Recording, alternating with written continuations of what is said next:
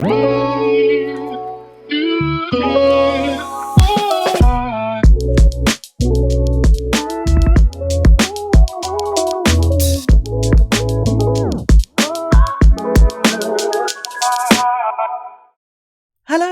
and welcome to Real Menopause Talk. My guest today is Karen Arthur, a fashion creative, podcast host, and so much more, as you will discover in this episode.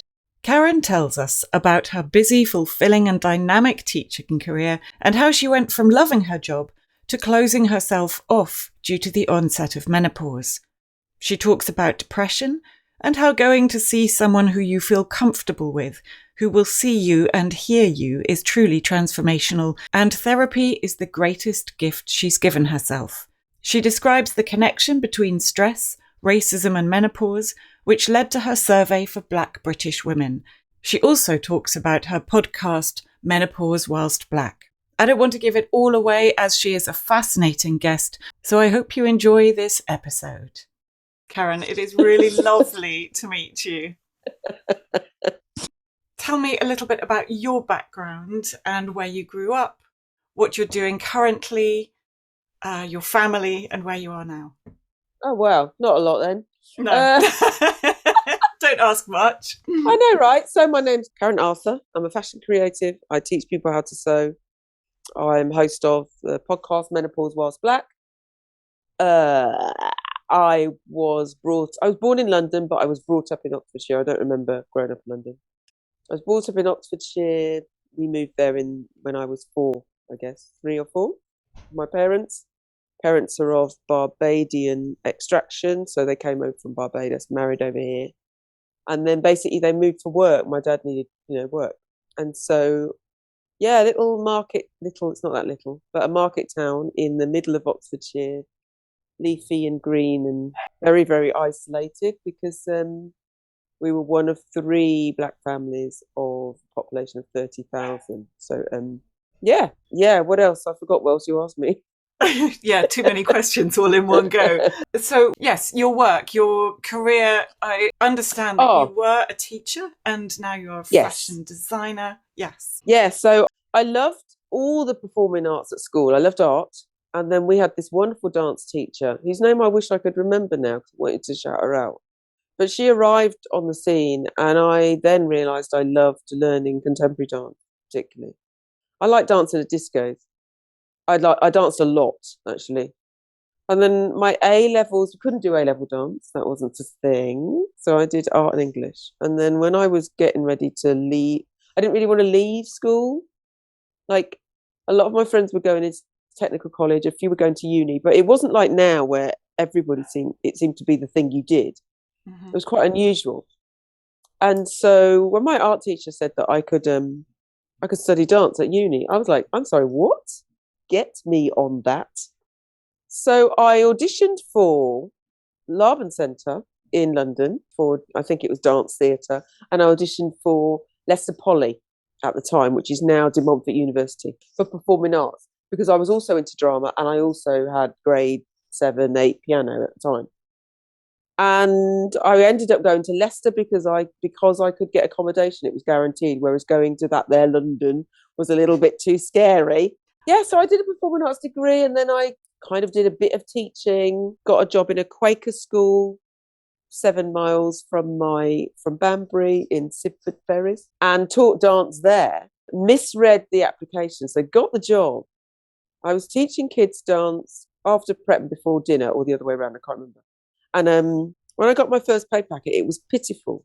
I thought I was going to be teaching full-time dance. So I went to the head and I was crying. I was saying, I can't live on this, even though they were paying my accommodation. I didn't have to buy any meals, but it was still hardly anything. It wasn't what I expected. And then by a quirk of tragedy, the music teacher died. She passed away in her home, surrounded by 17 cats. I'm not even exaggerating. And they turned all her music lessons into dance lessons because they were private school. They could do what they liked, basically. This is way before Ofsted. Way before. So they could do what they liked. So all the music lessons became dance lessons. Nobody batted an eyelid. My pay tripled. I had the best fun. I mean, obviously sad for that music teacher and her family, but it was great for me. And it also made up my mind, because it was only for a year, that I should probably get some kind of qualification. So I did a postgrad after that.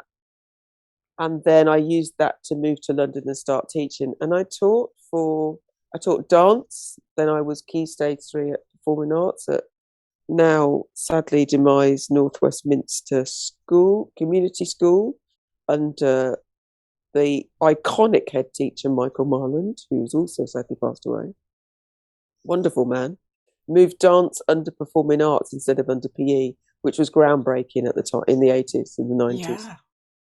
And then I moved across to pastoral leading. I became a head of year by accident, in that they needed someone to replace someone. They asked me if I would act up. I thought, I've got nothing to lose, and I absolutely loved it. I loved it. It was the hardest work I'd ever done, but it was the most fulfilling, because it was about working out why kids were unhappy and why they weren't learning, and trying to get the best out of them. And that meant meeting with parents and outside agencies.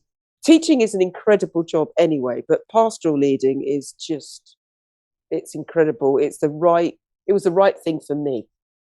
What year group did you look after? So all of them. So I taught the 11 to 17-year-olds, and I ended up in a boys' school in South East London. Teaching isn't never a dull moment, but working in a boys' school is something else. And I loved it. Kids are great. Teaching is great. My favourite bits were the bits where you were in the classroom, because once you've got the handle on discipline, by the time I'd been teaching for 28 years, there wasn't much going wrong in my lessons. Kids they see through your bullshit. They see through you have to be honest. You can't turn up from a place of inauthenticity. Ooh, that's a long word. Yeah, they just see through it all. And I had a blast. I'm still in touch with many children that I taught who were now in their 30s and 40s, or who find me on social media. Miss Arthur, So yeah, it was good. It got to a point where teaching changed. Anybody who's a teacher now who's listening to this knows that the advent of email, modern technology, testing, assessments, the government, turned teaching into something that I was finding difficult to reconcile with the person I was turning into. Mm-hmm. I just didn't realise I was changing. I just knew that I wasn't enjoying having to say things that I fundamentally didn't agree with, like, your exams, if you don't get 5 A to C's, then it's the end of the world. It isn't. Mm-hmm. That you have to go to university and go to a Russell group. You don't. Or that you have to choose things that are going to stand you in good stead for years to come. No, you don't. You don't have to do any of those things. And so that contributed to a time in my life where I became very ill, mentally ill, and physically in the end. Your body and your mind catch up with you in the end, even if you try your hardest to suppress them or mask what's going on or self-medicate. In the end, that shit catches up with you. And it caught up with me. Menopause brought it on, I would say. How did that manifest itself? Well, so a few things happened. My daughters both went to university. So one went back after a year's internship and the other one started. So I had the house to myself, and I completely underestimated how difficult that would be. It was also the autumn term. So we're moving into winter. Mm-hmm. Shorter days, colder days. My boiler broke. And with retrospect, that's the first indication that something was wrong, because I didn't get it fixed straight away. I honestly thought I'll be fine. I just wore more layers and lived in one room for months. I decided I didn't have the money. I did have the money. I just didn't want to spend the money. There's a difference. And that's a sign of lack of self-care, not wanting to look after myself, not caring, not feeling I was worth it. Yeah, there's just, work seemed really pressureful. I just made that word. But anyway, there was a lot going on, and I didn't feel like I was on top of anything. I was forgetting things. Brain fog was the first thing. Forgetting basic things that I'd always known. Forgetting to go to meetings. Forgetting to call people back. And because I was thinking, shit, something's drastically wrong here. What can I do about it? I wasn't even thinking what I can do about it. I was actually thinking, what will I do if I can't do my job? So I was trying to bury my head in the sand and hoping it'd all go away, hoping it was, just a phase. And at no point did I think I was menopausal. At no point did it occur to me, yeah, I haven't had a period for a good 8 months now. And I wasn't getting hot flushes at that time, but I was moving into depression. And I had some time off work and that didn't work. I went back because I thought, well, I need to. I felt guilty the whole time I was off. The whole time I was off. So I went back and tried to phase myself in. You can't phase yourself into jobs like that. You're either in it or you're not. And so I ended up having more time off than them. And now in January 2015. And at that point, I was diagnosed by the doctor with anxiety and depression and signed off for the foreseeable. Did they mention menopause at that point at all? No, but I did, because by that time I was having hot flushes and I knew subliminally that hot flushes were the sign of menopause. Yeah, I knew that was a thing, but somewhere in the middle of this, I wasn't making the connection between me and menopause, and I certainly wasn't making the connection between anxiety and depression and menopause, and neither was my doctor. So when I went to the doctor, the classic thing was I had a list of the things I wanted to go through. I'd fallen and I'd started to get sciatica type pains up and down my legs, which was scary as well. And also, but I was like, well, I'll just go and get a load of massages. So I went to the doctors ostensibly to get things logged rather than to say, fix me. So I said, at the end of the list was menopause. And I said, I think I'm menopausal. I'm having hot flushes. I may have mentioned the fact that I hadn't had a period. I can't remember, if I'm honest. But she's offered me antidepressants. And I remember saying, no, I'm good, It's not that I'm against medication, but let me try some other thing. I've always been someone who goes the holistic route first. If I've got a headache, I'll drink water rather than take a tablet. And as I absolutely need to. So I thought I knew a herbalist. I'll go to a herbalist. But at no point did my doctor say, oh, well, anxiety and depression can be a symptom of menopause. I know this now, 6 years later. And also because I had been Googling symptoms at 3 a.m, which is not recommended. I had tingly legs. Some people describe them as insects crawling under your legs. I just saw them as tingly and just reminding me they were there. It threw up lists of symptoms, which just scared me more. And also, I didn't see anybody who looked like me talking about menopause. So I didn't make the connection that was something that was important to me. Like I thought, oh, it's just something other people, white women go through. I felt, I didn't think that explicitly, but they were the messages that I was getting, because there wasn't anyone, any black woman, anybody, any person of colour at all talking about menopause. And it was all the stuff that was there was depressing, like infographics or pictures of grey-haired women wearing pastels and with their heads in their hands. And I was like, mate, that is not me. So I ended up going to a herbalist. I don't know whether the herbalist worked. She gave me a concoction of black cohosh, I remember, was in it, and some other stuff. It was something to drink. I don't know whether it worked, but I do know that I loved the calm of being in a room with a woman who was listening to me finally.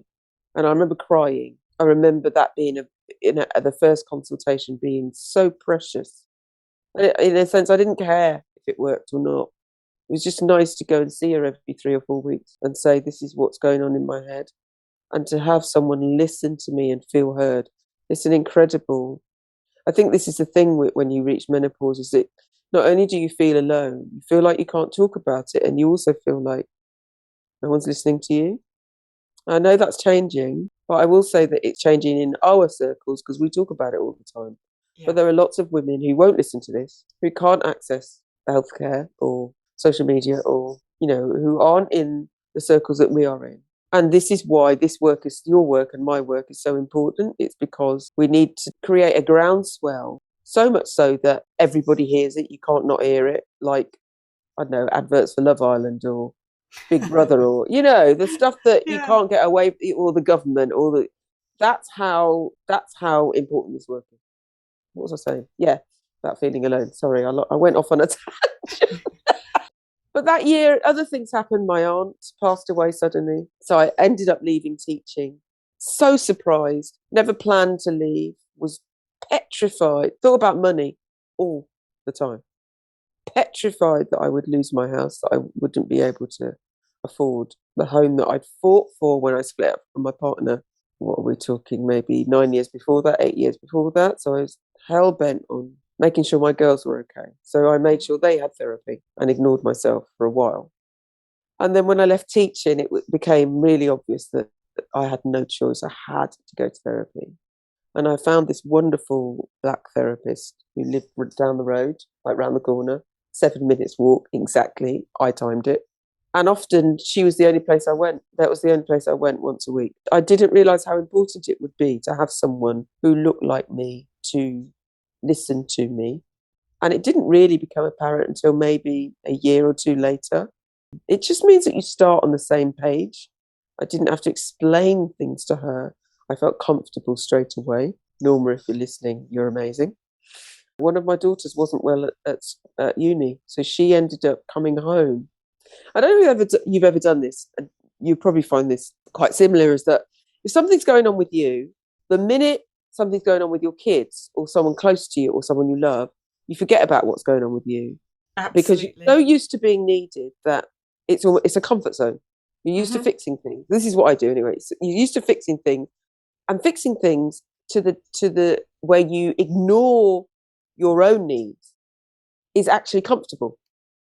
Yeah. So when it came to going to therapy and finally moving into depression and really recognizing that was going, I found it really uncomfortable because I wasn't used to looking out for me. But it was the best gift I ever gave myself. It was hella expensive. And I think it's a tragedy and a travesty that therapy is not available to everybody who needs it, and the right therapist too.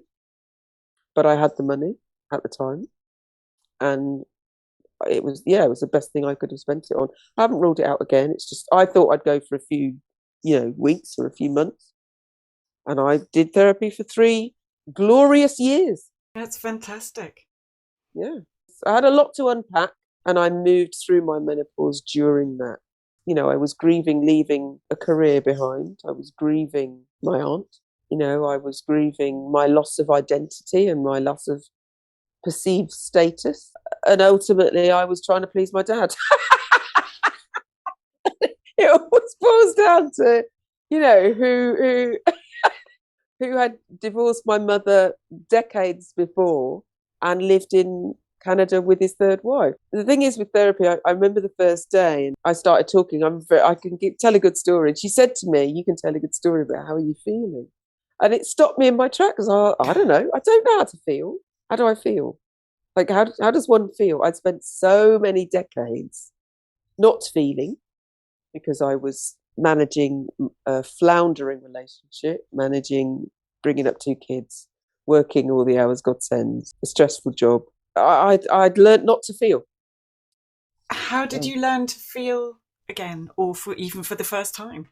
Having a great therapist who reminded me how remarkable I am, who helped me to celebrate all the achievements, big and small, over the decades. I kept 2 kids alive for a start. It's no mean thing. feat.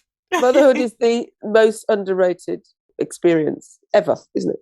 I got very, very silent. So remember, most of my friends are teachers, so they were all at work when I was in my bedroom. I learned mindful meditation. I read half of the massive book, Full Catastrophe Living by John Kabat-Zinn. Highly recommend at least reading some of it, but it's also a great doorstop. It's huge. If you can get it secondhand, even better, because at the time it was 25 quid, which is a lot of money for a book, I think. But he has loads of stuff on YouTube, and there are courses you can do as well. But John, JonKabatZinn, Full Catastrophe Living. I was also always a dancer, so I had always had a 5-10 minute morning stretch, which I extended to like an hour. I developed a routine which was very quiet. I became very quiet.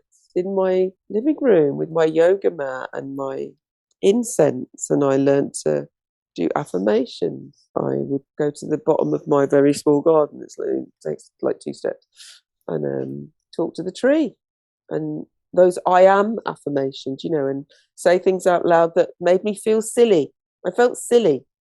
I felt like an imposter. I felt like, what am I doing? This is crazy. It's a bit woo woo. And then a year later, I'm saying these affirmations, and I realized that I'm starting to believe them. I am strong. I'm resilient. I am vibrant. I am intelligent. I didn't believe any of that shit. I didn't. I used to journal. No, journal is daily, isn't it? I used to write in a book when I felt sad. So I had or have actually lots of books that have very sad moments in them. And then I decided to start morning pages, which is basically because I'm a worrier. I will wake up and then lay in bed for an hour worrying about things. And the advice was to get up and write and brain vomit onto the page for 3 pages. Anything, whatever's in your head, don't overthink it. And by the time you get to the 3rd page, that's the juicy bit. That's the bit that's really uncovers the layers. That was amazing. I am a big fan of lemon tea, lemon and ginger tea. The ritual of filling the kettle, putting it on wherever you put it, turning it on, listening to it for the quiet, the silence, getting your cup ready, getting your lemon ready. I like all that shit. I will say also here that my routine became very, very long. And there were several years where I was wedded to it. And that is a problem in itself, because it becomes almost like, well, if I don't do this, then I will have a shit day. And now what I do is I take what I can. Well, I have a young grandson. And if he stayed over last night, routine goes out the window. But I did have my lemon tea whilst he was drinking his milk and watching Chuggington or whatever. Up until about a year ago, I was quite wedded to my very long routine, which meant I never left the house before midday, which is no good to any man nor beast, except during lockdown when you're not leaving at all. But I am now aware that if I take what I need, listen to my body when I get up in the morning. Some days I might need to go for a run. Some days I might need to go straight to the mat and lie down. Some days I might need to do some weight. Some days I might need to stay in bed a little bit longer and just, do you see what I mean? Yeah. Whereas before, I think I don't know what you call it, but I was holding on to this lemon tea, journal, affirmation, got to do this, got to do this. And if I don't do this, that's almost, it's not OCD, let's be clear, but it's almost like that, because I felt that I had to have that. You don't need to have that. You need to listen to what your needs are. Yeah, sometimes my needs are lemon tea, and sometimes my needs are a very good black coffee. But not so much these days because hot flushes. How did you move into fashion? Oh, God. That's a good question, I had always sewn. So my mother taught me to sew when I was 15. I developed hay fever. And the common wisdom was not to leave your house in the summer, which is silly, but whatever. And so she had a sewing machine. I'd watched her sew, and she taught me how to sew properly. So I made a pair of white cotton drill wrap waist sailor trousers with parquet. So I had always sewn. I sewed at uni. I always made my own clothes. I like to change things around. So when it came to leaving teaching, at first I thought, my conscious decision was, I am not going to spend the next 40, 50 years doing something I hate. I'm going to curate. I was very mindful about that word, curate a life that I love. I'm only going to do stuff that I love. But of course, life isn't like that, isn't it? You still have a mortgage to pay. So I did do some supply teaching, which I did not enjoy, but served a purpose. And when I was depressed, I didn't have any interest in sewing at all. But I worked with, and we're talking over a period of, we're going through 2 years now, so we're looking at 2016. I worked with a creative business coach whose name was Aretha, lovely woman. And I did that alongside therapy, and it was like having 2 doses of therapy a week, because she held my hand through what was clearly a transition. I had a side hustle, which was making bags out of Ankara fabric. So I was doing that anyway. I didn't see it as a business because I wasn't making any money, honestly. I didn't charge enough. I mean, I laugh at it now. I was selling handmade bags that took me hours to make for like 15 quid. That makes no sense. But it was actually something that I found quite cathartic when I was teaching. It was lovely to come home at the weekend, design, sit down at the sewing machine. So she worked with me on what I love. And what I love is the relationships that you can have when you're making clothes for people. I just started making clothing to sell. I didn't like the idea of selling them to random strangers on the internet. Mm-hmm. So I seeked into creating bespoke clothing for women because I love the process. I love conversations we have about our bodies. I love talking to women about what they love about themselves, and I love making them feel good and look good. And at the same time, I was also falling back in love with fashion. I'd always loved fashion.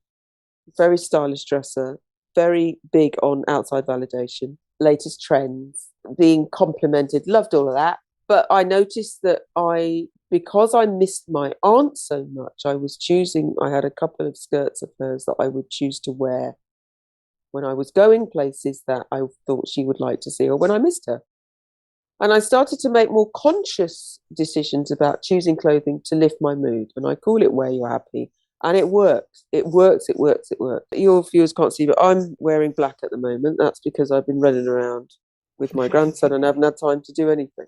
But I know that if I stay in this all day, I will feel like shit by the end of the day. All through lockdown, I chose to dress as if I was leaving the house because for my mind, I needed to feel good. And I knew that my sanity would plummet if I didn't choose soft fabrics, colourful fabrics, fabrics with a memory, vintage fabrics, bright jewellery, the things that I love.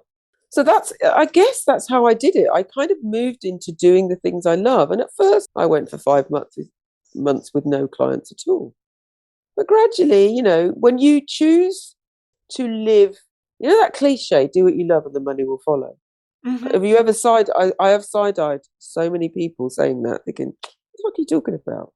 Like, that's bollocks. No, I get it. I honestly didn't. Obviously, I know that now because that's what I did. But if you're not doing it, it does sound a bit weird, that a bit weird. But that's what I did. When you decide, I want to do this, all the stuff that comes to you that doesn't align with what you want to do, and if you say no to it, then I believe that the universe understands that you mean it. So the other thing that was happening was I was being asked to do more supply teaching. And I'd say yes because I needed the money. And then one day I was like, yeah, I'm not doing this anymore. And I said no. On that day, I got 4 phone calls from agencies saying, will you? And I had to say no each time. And each time they're offering me money that I needed. But the minute I chose not to do that and decided this is the path I'm going to go, opportunities started to come my way. So I want to say I fell into it, but I didn't fall into it. It was a conscious decision. And now I have a studio that I work from, and I have people contacting me for commissions, and I get to turn people down, or in fact, I don't turn people down, but I make sure that I'm doing things because I love them, not because I feel I should do them. And if something doesn't feel right, I don't do it. I walk away because I believe that what is for me will not pass me by. I think that's beautiful and very true. I do believe in it. It's hard to follow at times, Very and hard. that makes it all the more worthwhile when you do actually follow your passion, and then yes, the universe can deliver. And I will say, and I don't want anybody to misunderstand, whilst I didn't have the backing of mummy and daddy or anything like that, I did have some savings. And I've always been someone who saved.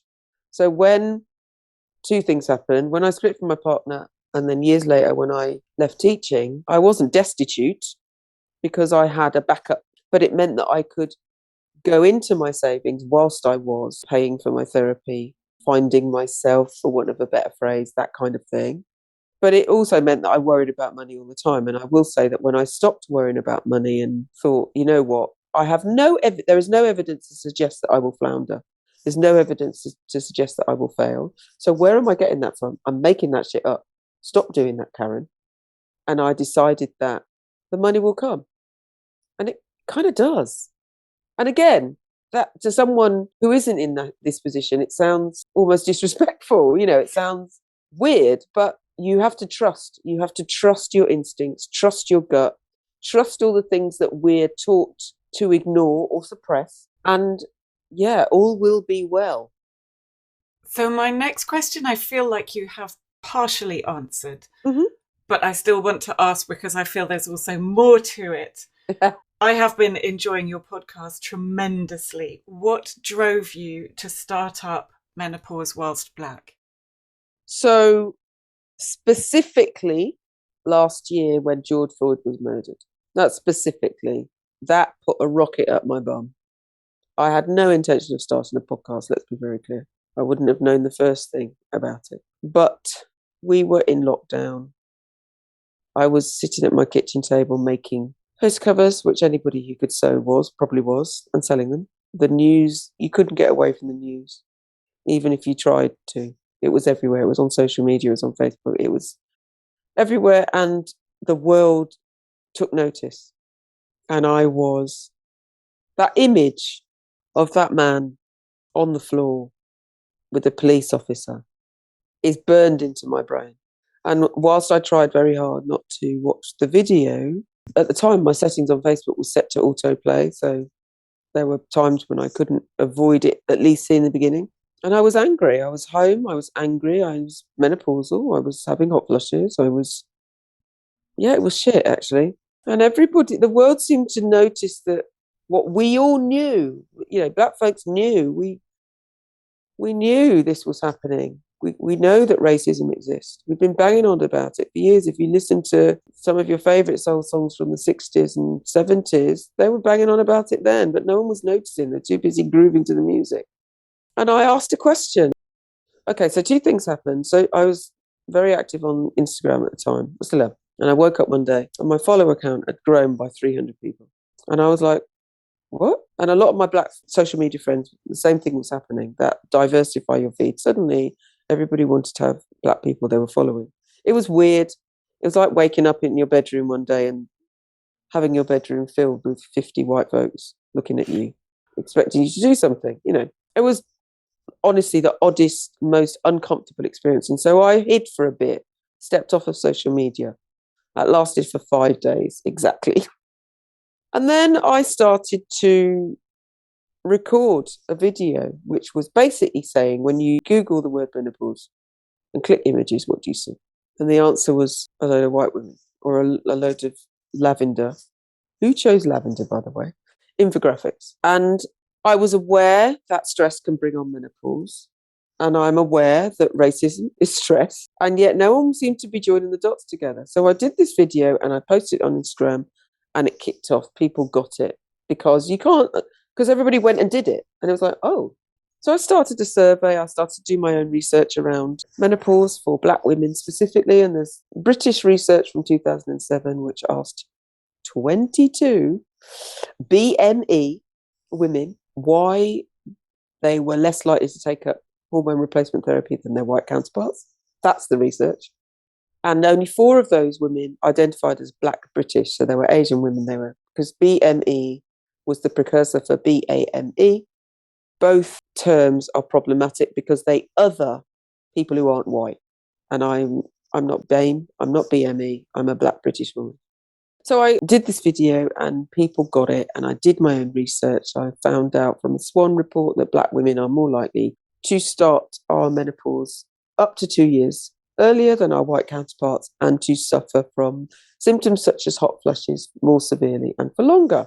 And I'm thinking, okay, so this is in research. Why isn't this common knowledge? Why doesn't everybody know? I don't understand. So I started a survey because there was no British research. And to be honest, I thought someone with a PhD is going to tap me on my shoulder or send me a cease and desist order or something. I thought, I'm not a scholar. I'm not an academic. I'm not a researcher. I don't have a PhD. I don't know anything about this.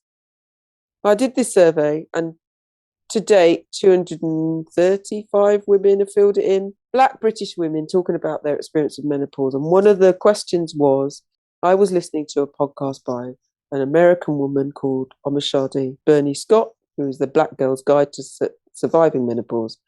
She'd been going for a year. And that was the only podcast I knew that talked about menopause from a black woman's perspective. So I asked women where they were getting their info from, and they said nowhere. They weren't talking to their mums, which is, I know, this common across demographic. There wasn't anything out there. And quite a few people said there needs to be a podcast. And I didn't do anything straight away. I kind of looked around and thought someone else will do it. And then I did a bit of research, bought what those things called microphone, which sat in the box on my kitchen table for a good 3 months. And then I thought, it's going to be me, isn't it? I'm going to have to do this. So I sent some emails out and everybody said yes, which shocked me. I was like, shit. I did, and I asked around a few people who I know podcast and asked them what they use, the platforms. And the next thing you know, I'd done it. So my first trailer went out on October 20th. Anyway, during World Menopause Month. And then my first episode dropped, last year around this time with our dear friend Pamela Windell. Oh, how wonderful. Yeah. And it was incredible. It was it took off, and I didn't realize it was groundbreaking. It's the first podcast of its kind, two Black peri or menopausal women talking about menopause. Bonkers. Who would have thought it? But we're now 2 seasons in. I'm taking a rest before season 3 because, as you know, podcasting isn't a walk in the park.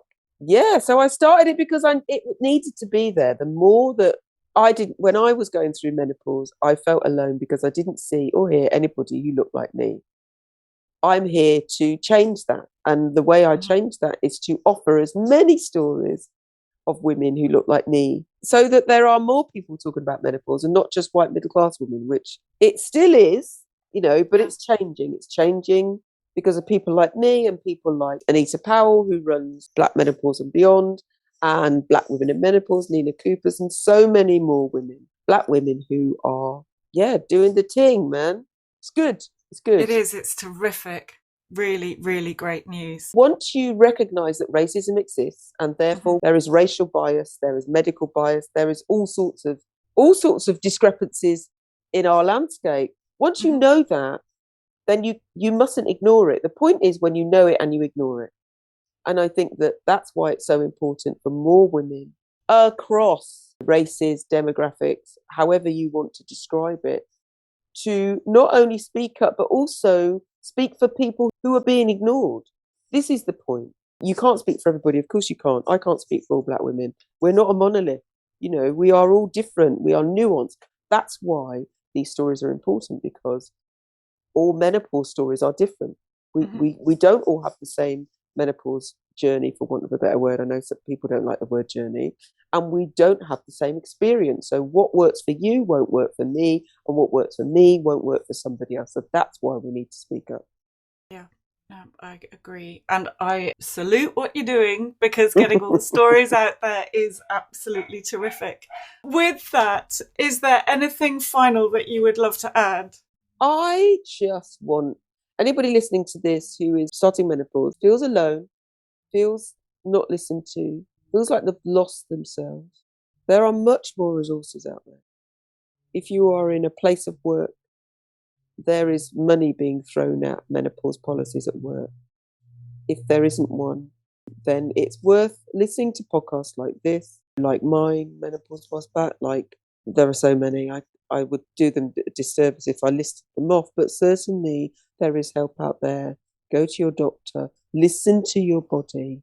Once we sort menopause care for all, we will have a much easier time, and we won't be talking about menopause. We'll be talking about how great a time of life this is and how aging is such a fantastic opportunity. I hope that makes sense. That was a bit muddled, but I know what I mean. It does. And the very fact that you have where you're happy and are glamorous, and honestly, I urge everybody to go to your website and see all the beautiful pictures and the colours. I think, yes, that's the positive message that we'll be enjoying. Good. I'm glad. I mean, my weapon of choice is Instagram. You can find me on the Karen Arthur for all things fashion and where you're happy and just me being me, and Menopause Whilst Black if you want specific menopause related stuff, including a video of me talking in Parliament on Wednesday, talking to the Menopause in the Workplace Committee. So yeah, all good stuff.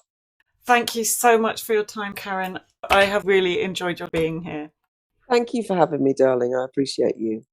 As her weapon of choice, you can find Karen on Instagram at the Karen Arthur, And her website is redskin, redskin.co.uk, which I urge you to visit because it is beautiful, vibrant and uplifting. And you can learn more about her Where You're Happy and Menopause Whilst Black. I will also put all of this information into the show notes. Do get in touch, as it is always lovely to get your feedback. Drop me an email, hattie@realmenopausetalk.com. Thank you for listening, and I look forward to seeing you in the next episode.